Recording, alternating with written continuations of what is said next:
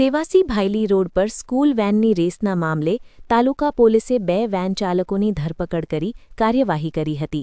વડોદરામાં રોજ હજારો બાળકો સ્કૂલ વેન મારફતે સ્કૂલે જાય છે. કેટલાક સ્કૂલ વેન ચાલકોની બેદરકારી અને ટ્રાફિક નિયમોનો ભંગ બાળકોની સુરક્ષાને લઈને ગંભીર પ્રશ્નો ઊભા કરે છે.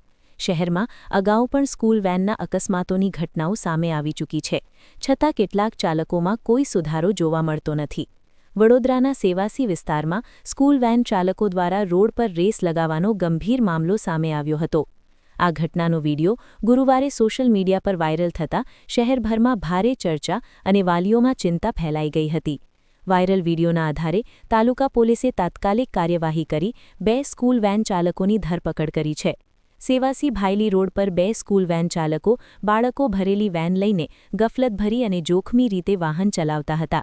બંને વેન ચાલકો 50થી 100 મીટર સુધી એકબીજા સાથે રેસ લગાવતા અને જોખમી રીતે ઓવરટેક કરતા નજરે પડ્યા હતા.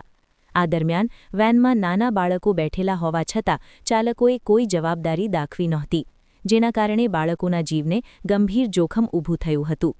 વીડિયો વાયરલ થયા બાદ તાલુકા પોલીસે તપાસ હાથ ધરી અને જગદીશ પરમાર તથા ખુમાનસિંહ મકવાણા નામના બંને વેન ચાલકોની ધરપકડ કરી હતી. પોલીસ દ્વારા બંને આરોપી વેન ચાલકોને કાન પકડાવી ઊઠબેસ કરાવી હતી તથા આવું બેદરકારીભર્યું વર્તન ફરી ન કરવાની ચેતવણી આપવામાં આવી હતી. સાથે જ તેમની સામે કાયદેસર કાર્યવાહી પણ હાથ ધરવામાં આવી છે. વાલીઓ અને જાગૃત નાગરિકો દ્વારા માંગ ઉઠી રહી છે કે સ્કૂલ વેન માટે કડક નિયમોનું પાલન કરાવવું જોઈએ. વેન ચાલકો પાસે માન્ય લાયસન્સ, વેનમાં ફિટનેસ સર્ટિફિકેટ, સ્પીડ ગવર્નર તેમજ વેનમાં ક્ષમતાથી વધુ બાળકો ન બેસાડવા જેવી બાબતોનું કડક પાલન જરૂરી છે.